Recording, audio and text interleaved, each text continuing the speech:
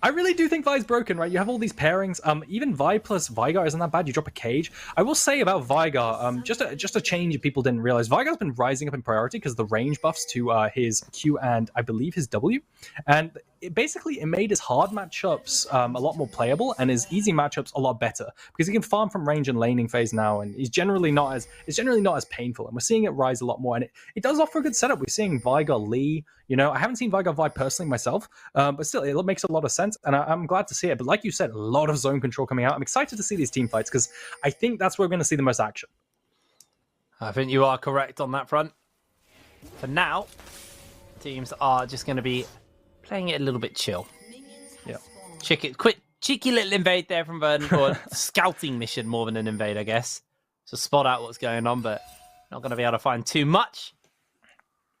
And we'll see now what the game plan is going to be. Are we going to see any early action this time, or is this maybe going to be a little bit more of a relaxed start? Because that was quite a bloodthirsty start to the last game. A very bloodthirsty start. So I think this will be a bit slower.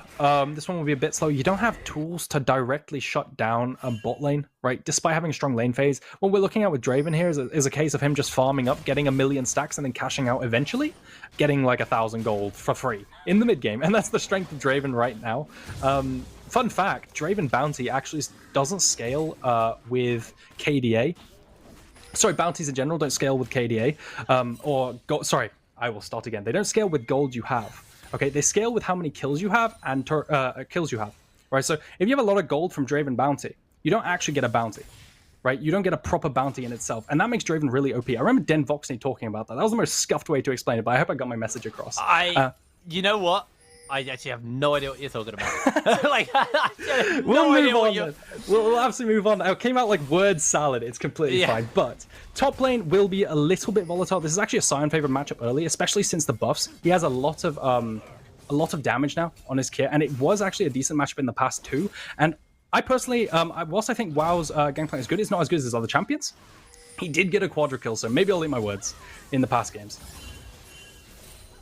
Maybe. Well, I mean, we'll have to see. I feel like, it was an interesting pickup to go blind when the Sion was open. I actually would have preferred him on the Sion and, playing that kind of matchup. I believe the Gnar was banned as well, so, he couldn't have picked that into it. So, like you said, with the GP now not being quite as comfortable in this matchup as maybe used to be, nearly you get infinite health on Sion. Obviously, you get it from your W, but then you get, like, Heart Steel, which gives even more health, and I mean... Look, he just is blocking entire barrels already with that shield, and that's a level 1 shield.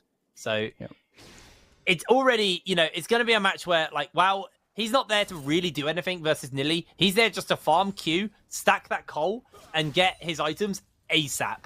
Get that Essence Reaver, get that Navari, and then, hopefully hit one of those kind of key barrels onto Errol or onto Kevo.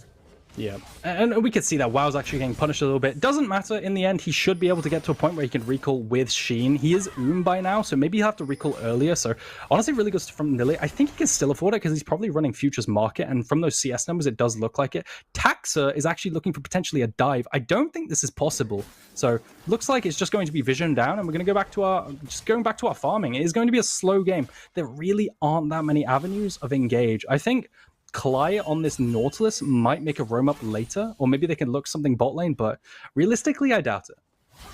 Yeah, I think you're right on that front. Ooh, Errol. Oh, God, I hate Cass. You haven't had my Cass rant, but I absolutely loathe Cass. It's same with, like, Vladimir to me. Like, they're two champions who drive me nuts because they do way too much damage for champs that are meant to scale. Yeah, no, I completely understand. And like the worst thing, I'm broken now already. But the worst thing is Vlad, where like, oh, he also has sustain. When he gets the Empower Transfusion, it's like, oh, you just lose trades versus this champion, and you probably should just win versus early. It's kind of the point. Yeah, drives me mad. Anyway, I'm gonna move on before I shatter my mental talking about two champions I dislike. I love Draven. I genuinely love Draven. I don't like playing into Draven or playing with Dravens, but I do love watching Draven. I think this champion is so fun to watch. I mean, the power this champion has, the kind of constant shove you always are going to have, as they actually flash in onto Woolite. They're looking for the fight already. The Ignite Zone, he's got the adrenaline burning as he's trying to get out. Has got the belly bop onto 2, though. Woolite flashes away. The slow's so big. The exhaust goes down. He hasn't got the stand aside yet. Woolite's still alive. He dodges the Q. Woolite a beautiful backstep on Kevo's Q. And they played that really, really well. And it looked so close, right? Taxa almost got that E flash in. It was so surprising that they didn't even flash it preemptively. It was really, really good setup from Taxa. On top of that, Cly managing to flash forward and get that engage. We said that this could be the lane where action could happen, and it has, right? So no flash now for Woolite and Kasing. Going forward, with the Hex Splash on the Nautilus, it could be another gank around 2. Fury does the old back turn to the Cassiopeia. Not today. Dodging away on that petrifying gaze, but at the end of the day, is still down level, so probably just wanted to scratch that farm and see. Can we quickly pop over to Veigar, actually? I'm curious where we're at on the old stack front. 44, so 88 AP right now. Not bad. Yep. Not bad. I'm always bad with Nasus and Veigar. Like, what is a good number at what point in the game? That's always something I really struggle with. Yeah, I think it depends on matchup, right? Did you like something I found out earlier? By the way, did you know that his W scales, like the cooldown scales with how many stacks he has? This might be super noob. I had no idea. Like what? That's such a noob mechanic there, man. I had no idea. I had no idea. So my first champion in the game was Shyvana, and it took me a year to know that her W gave her movement speed. Like, back when I first started playing, I just didn't read the ability. I just saw like twirly fire on my feet. That's cool. I didn't realize it gave movement speed as well. I feel like there are so many of these things where you just don't realize, you know, like in so many champions that just maybe are lesser played. Because Shyvana and Veigar, for the most part, they're not usually meta, right? So I think we can let ourselves, you know, off a little bit. But disengage. Woolite hasn't got flash. Oh, where did Nilly come from? He's dodging everything, but he's got too many people on him. First blood picked up, and down they go. As much as they went down there, Woolite is just dodging so much. Whilst talking about Veigar and Shyvana, we didn't notice that Nilly had somehow ended bot lane. Did he walk down? I'd love to see a replay of that, because somehow I just missed that. Right, the ulti? They got Errol as well. He does have that Petrine Gaze coming up in a second, but it's not going to happen. Akabane secures the kill. So ultimately, they trade out, and they're going to be okay with that one. Managing to find something off the back of it. Look at that wave down bot side. They might manage to catch it, fortunately enough, but after a really good play from Nilly, he must be really sad right now, because he sacrificed a few CS to get that, and he walks bot lane, and even still, they still die, using the power of that pick with the Veigar cage and the Vi ultimate just being so broken. It just secures kills every single time at level 6, and Akabane managing to make it work again. Yeah, really nice there from Akabane, and Fury obviously with that primordial burst securing the kill onto Taxa. Oh no, Taxa's been seen on the Herald. So immediately he's going to have to think about disengaging that. But actually, Errol is in the area. They don't have the cannon barrage because that was used in the previous fight. And it actually just looks like for the side of NORD, they've invested quite a lot. So they don't see the point in potentially just giving this up and dying for the Herald. So they're just going to walk away and let the side of Verdant pick this one up for free. The Taxa should just be able to get a freebie. The question is where are they going to use that? And is there going to be any kind of return play? Yeah. Interestingly, Taxa was actually level 5 at that dragon, so it didn't matter that they were down ultimates, ultimately, because, they were down ultimates, but Taxa was level 5, so maybe they could have contested that. They ultimately said, no, we don't want to, and they're going to look for a cross map onto bot side. Woolite managing to zone off this wave. You're quite sad of your Kevo here, but maybe you'll just be able to snipe some minions off with Q. Still, not too much happening here. Just NORD, Fury, and Akabane moving as a duo. This is what I wanted to see. I think NORD are at their best when they're moving is a mid jungle down to bot side and playing through that Draven. I think they've got the dream comp, to be honest. The cage coming down guarantees some stacks. If he lands an ability, doesn't look like it's managing to land, even with those range buffs. And we're going to go back to farming. Yeah, I was able to get a W, but I don't believe W gives stacks, actually. It's been a while since I played Vega. I think it's any ability. Is it any ability? Including cage. Hey, man, look, you didn't know that W got increased, cooldown increased I by bet I'm completely wrong, by the way. I thought it was just Q, but you could be right. Yeah. I thought it was just, I don't know. Every ability. It's been such a long time since I've played Veigar. I mean, we used to have Veigar show up as a support for a while, at least in the UK scene. So, it's not like I should be versed in it, but, you know, sometimes my brain doesn't work. What can I say?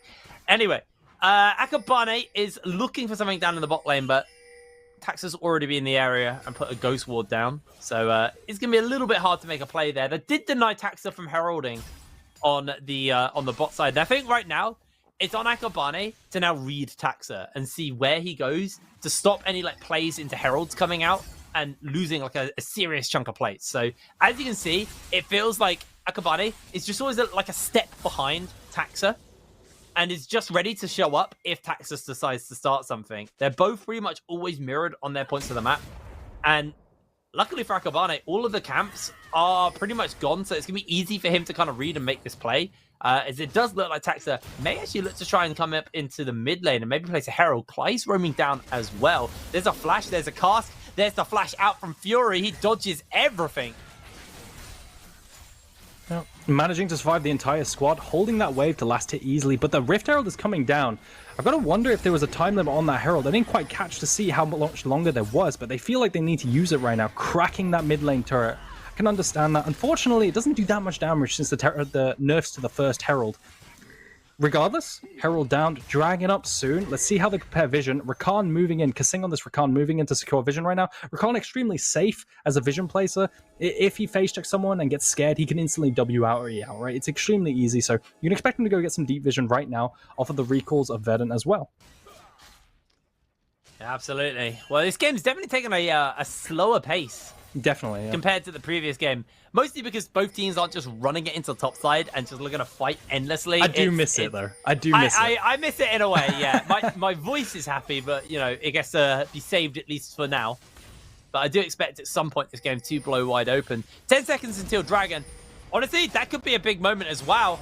It's going to take a fully charged Q there, but wow, look at the damage he's doing. I don't think he wants to use Cannon Barrage, actually throwing it down in the mid lane instead as they trade out 1-for-1.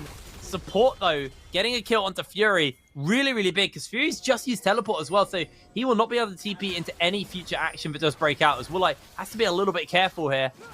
Is going to get spotted out by that ward. Ultimately, managing to find a pick on the mid lane with that Vi ultimate, really, really significant. It's just so easy to do, right? When you have Rakan, when you have Vi, you both go on the same target, the target instantly dies with any kind of follow-up. But it looks like Verdant might be contesting this. Taxa no smite. Almost has ulti. He's got no smite. They get the stand aside onto Taxa. He flashes. Woolite flashes the barrel, getting the kills as well. But now he's in danger. He has to fight somehow 1 versus 3. Kasing says, nope, I'm out of there. And pieces out over the wall. And Verdant managed to secure it. Fury just wasn't anywhere close. I'm not sure if he died before this fight, but still, 3v4, Woolite with a nice flash, but ultimately then he's stuck in the pit and he just cannot get out. And Verdant securing the first dragon despite NORD being the ones to start it up.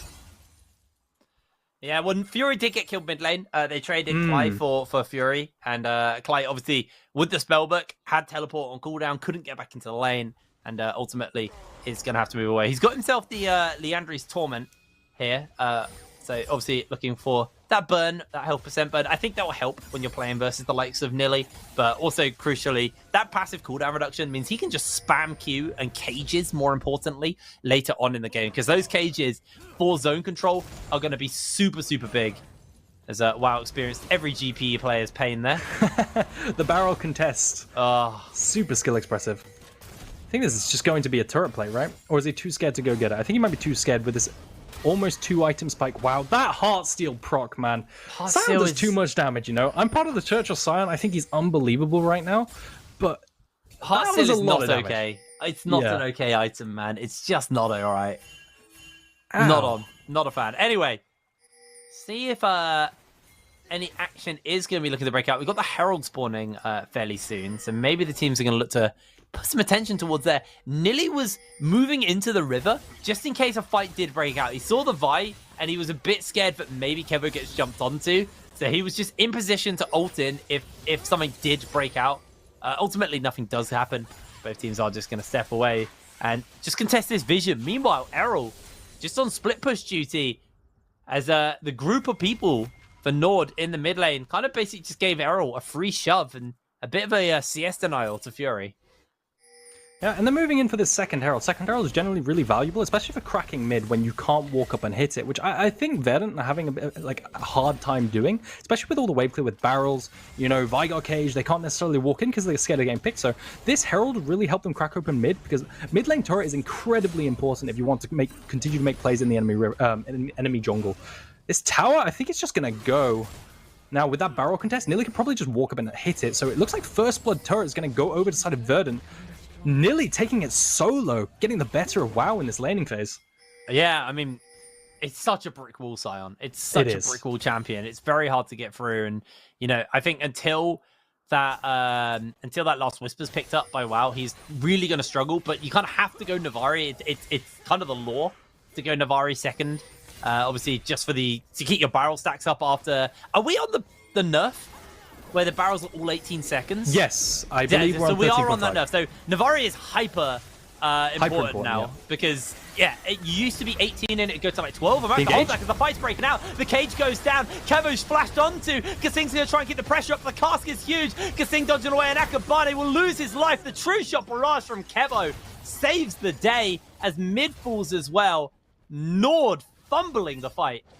And this is exactly why I want Ezreal banned. It's so good at avoiding engages like this, which is exactly what NORD need, right?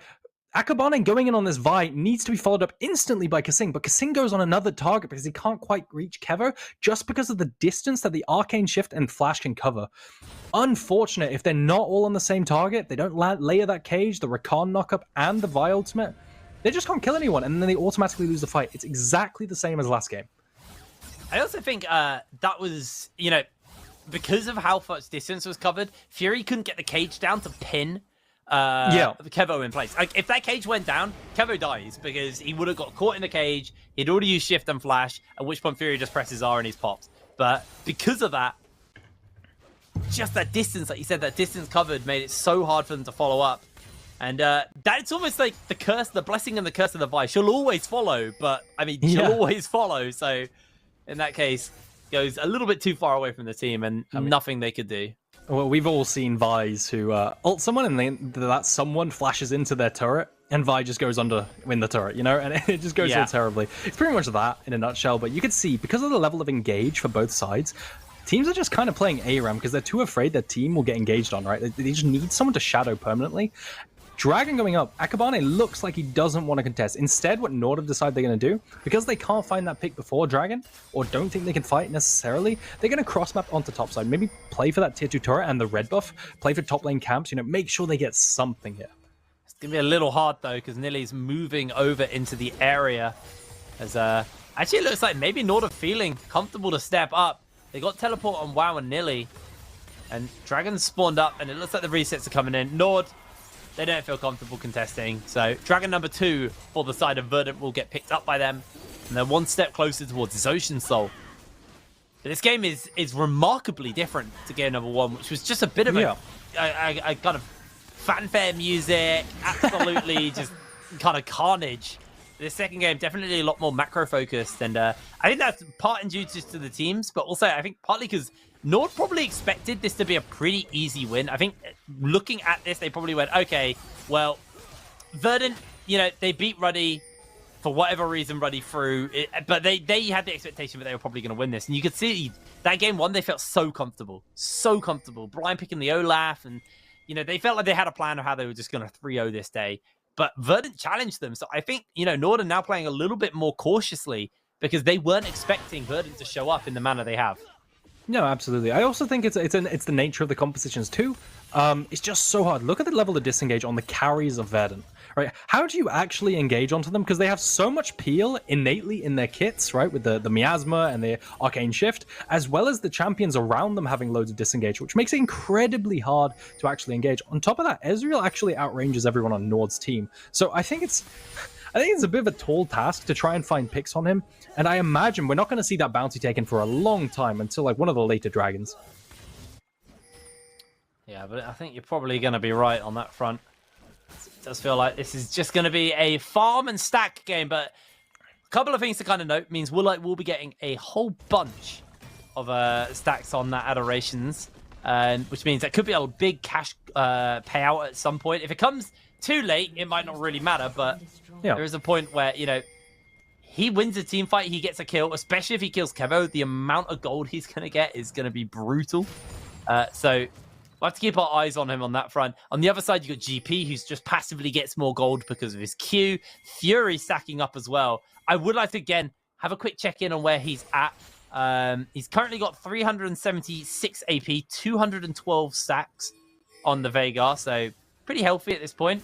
As Klai is flashing out. The cannon barrage comes down. Akabane was completely scattered on the play there. That was a lot of ults invested. They just invested 4 ultimates for a support who flashed out and lived.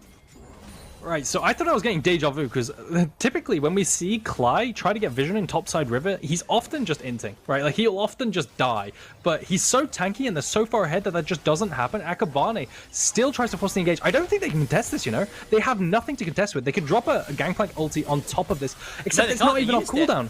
They used it. This is a free Baron. Can a hero play come in? Fury needs to land a brilliant cage. It's going to block nothing as Kasing is popped. Fury's still alive. He gets a primordial burst out, but trades out with his own life. Baron's been stopped, but at what cost? WoW is now in danger. The flash from Taxa. Woolite can't even get the cash out. Can he find it? Yes! Here comes the gold. The True Shot barrage chunks through Woolite's health bar. And there is everybody down. The kill away from Akabane. Kevo? He lost all of his team. Kevo just about survives it. I don't think they can contest Baron anymore, but oh my word. Demolish on Nilly is smashing towers. And it all starts with them trying to make a pick onto Klai, right? That one pick in the start, burning all their ultimates, trying to pick off the support. Because if you do get a kill there, that's Baron secured. Right, a pick near Baron equals Baron, right? But unfortunately, it doesn't work out. Maybe they find a pick onto Fury and turn it into a Baron, though. I just don't think they have the damage. And now that Errol's here, it's definitely going to have to be a disengage. But still, that entire fight was just so sad because, unfortunately, Nilly managed to find a really nice flank onto Nord's backline. Rakan, Kasing just couldn't move, and he just falls. So I really hope we get a replay here to see that. Yeah, it's just so much CC layered. Like, luckily for Fury, he killed Klai, I guess. That's, like, the one thing. But, like... Yeah. Investing all that for a chunk onto Klai, probably not the greatest feeling in the world, but we will see the play again. Oh, no, we won't, because it looks like we might be setting up for another bit of action. Cast comes in, Hook goes down, they throw everything in, and that is going to be one dead Cassiopeia. The cask is here, in comes Sion. Woolite needs to step away, he's got the Infinity Edge now, so the damage is there. And look at the health bar on Nilly, it's evaporated, shut down to Woolite, and a massive injection of cash gifted over. They will take out the zombie just in case he finishes anybody up. The cage comes in onto Kevo. He's not going to get himself caught out. And Baron is going to get started here. Oh, wow. That burst was huge. Taxa wants to get over the wall. So Fury's going to have to put the cage down before he can get into the pit. Or this could just be it. This could just be a steal from Taxa. Has he got enough fuel in the tank? Taxa gets himself caught out, and he's not going down. He jumps into the cask, and they're going to look to finish him up. But the Baron is actually getting kills for the side of Verdant already, as Kevo has finished up the support. Wow's looking for the barrels. He's going to miss it, as Klai is going to look to try and finish him up. Wow, finds one, dodges the Q, dodges the W. He's going to get shifted again, goes for the barrels. He misses, but Errol's clipped and caught. Baron secured. Nilly? NORD are in danger. Woolite, what have you done? You have forsaken yourself. As he does not have the damage. There's the kill onto Errol. Kevo's going to heal up. Woolite, he's just tickling Nilly's health bar as he is done. Shut down for Nilly. Does Kasing have Baron? Have they just done the exact same thing as game one where they have no Barons after taking it? I think they bit off more than they chew, you know? I'd love to see, again, a replay of this because it just feels like... The fighting never ends. He's got the Baron. Okay, so I think what we want to see now is just running it down mid lane, using that Baron, cracking open that tier 1 tower to make sure they crack open this turret. Maybe they can even contest this, but I don't think they can. Woolite's just not alive. But how did that even start? I think there was a mid-game pick with Vi and just the snap engage. They killed Errol. Yeah, it's just a one-shot through the Archangel shield and the Roa tankiness because of the power of that snap mid-lane engage. And it's just so strong. Fury? He's got himself the death cap. He has flash. He needs to throw it down. He doesn't realize he flashes into the cage. Oh, Fury just pops. The health bar attacks her. Klai's coming in on the flank. They've got the cannon barrage. They've got the damage on the Klai. They're going to finish him up as the whirling death rips through. Nilly's health bar is going a little bit too low here. And now that Fury has that death cap, his AP is through the roof. And he is starting to be a real problem. And it's just so heartbreaking for Verdant. 2 games in a row now they've had a lead and then suddenly they just randomly lost. It feels like a combination of getting picked and just being out team fought mechanically. What do you do when that's the problem? You can maybe look backwards and say we could have gotten more fed here, but it's just so unfortunate and disheartening for Verdant. So wow, Fury is just shy of 700 AP. Don't say 683. He's about to go back to base. Let's see what he buys. Okay, he bought a ruby crystal, so don't worry. He doesn't. You hype me up, man. He doesn't go any higher. Just buys the ruby crystal. It's obviously building towards his Seraphs now to keep him a little bit safer, give him that AP, well, that mana shield, give him a bit of survivability. But for now, that is a scary Veigar.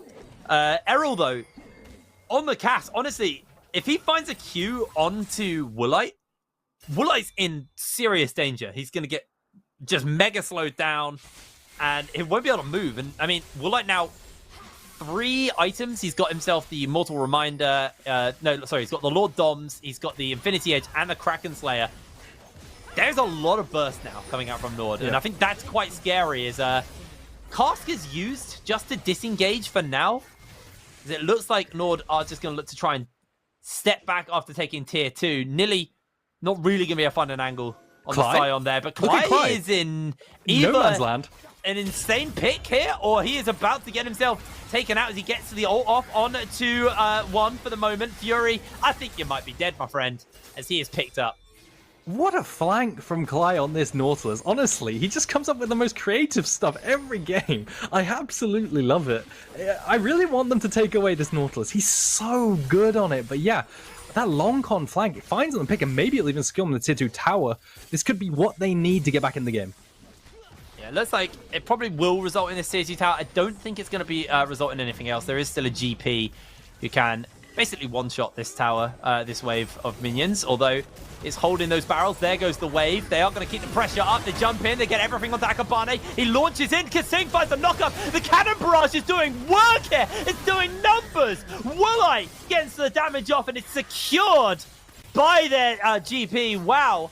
Putting in some work with that collector. 4 items on GP. The TP's coming in, and here comes Fury. Kevo shifts over the wall. If he can spot him with a cage, he's in danger. The exhaust comes down. Kevo shifts over. He saves the day. The Primordial Burst doesn't finish him up. He has to stopwatch. Akabane will finish Kevo. He gets the kill, finds the shutdown. Nearly falls as well, as Woolite is in danger. They missed the knock-up. Is Woolite going to be able to live? No! Nelly takes him down. This game is just the circus. It's absolutely bonkers. I love it. What even happened? I think so. There was a huge mini game, a mind game there, where Nilly saw that Akabane on this Vi was charging up the Q and was about to dash in, and Nilly interrupted that Vi Q with his ultimate. I'm thinking they found a pick onto Akabane, but then Akabane had stopwatch to bail himself even more out of that, and the whole fight just turns after that. It just turns into a complete wipe for Verdant. We can see here. So watch Nilly cancel Akabane's Q. Right here. I believe he's going to start charging it up. Nilly's going to ultimate. And then this whole fight, you'd think Akabane was caught, but then it just turns into a one-shot. Woolite flashes forward into a Cassiopeia R, but it doesn't matter. He's under tower, taking too much damage, like you said, from that cannon barrage. And eventually the flank. It's quite funny that he's still exhaust after this entire fight. Kevo still had exhaust and exhausted Fury, so he died 1v1. But manages to set up the kill for Akabane, and in the end, it's NORD favored. I honestly, hats off to Kevo. Because obviously, when you've got that not Quicksilver Sash, when you've got the Quick Blades, the Navari, every auto attack refunds your other non-ultimate abilities. The main thing there was also your Q resets your E, so he was able to shift out of the cage, and we'll see if he can do it again. Already a Rampage, wow, is putting some serious work in, securing himself the double kill. The cage comes in on to the zombie form, Nilly. Oh! Ow! Was that a mind game? He stood still like he wasn't going to move, and then all of a sudden bonked Woolite on the head. I love that. But yeah, even Scion dying to this Fury damage. I'd love to see the death recap of what damage Scion took, but it's got to be just like 1,000 damage from, like 5,000 damage for Veigar, 100%. But you can see like that barrel damage as well. It's no joke. Nilly, right here, I think he just gets popped. Yeah, there we go. The downfall as well. Really, really nuts stuff. And once again, the fight going towards NORD, you've got to wonder, is this going to turn into a dragon? Like it was almost soul for Verdant. Yeah, I'm pretty sure that will be a dragon secured here. And actually, Baron. NORD, they're looking towards the Baron. The cage goes down and makes a very, very narrow place for Verdant to walk through. But Tax is still alive. Barrels don't quite hit. And now I think NORD have to be careful with the cage on cooldown. Errol gets the Miasma off. Teleports coming in. 2k HP onto that Baron. Are they going to risk it? Are they going to do it? Tax is stolen! In comes the backup! Errol locks everyone down. The casket's huge. And this fight is done. It's over. There is no opportunity. But Willard's still alive. He can't do too much more. A quadra kill over to Kevo. And an absolutely flawless fight by Verdant. And the Kevo Ezreal comes in clutch again, just like it did in the Ruddy series. This guy cannot be stopped. He's playing his heart out. Every single fight, he's just winning. I think they can end here. The death timers are long enough. 25 seconds, maybe NORD can spawn in time, but I think it's done. I think it's done. I think this actually might be a Verdant win here, tying the series up and basically turning it into a best-of-3. Verdant, with a phenomenal team fight, are going to get up into the base here, crack down these towers. Tower number 1's back, as in comes NORD, but they will not spawn in time. Verdant have done it. They have equalized out the scores as they take game number 2.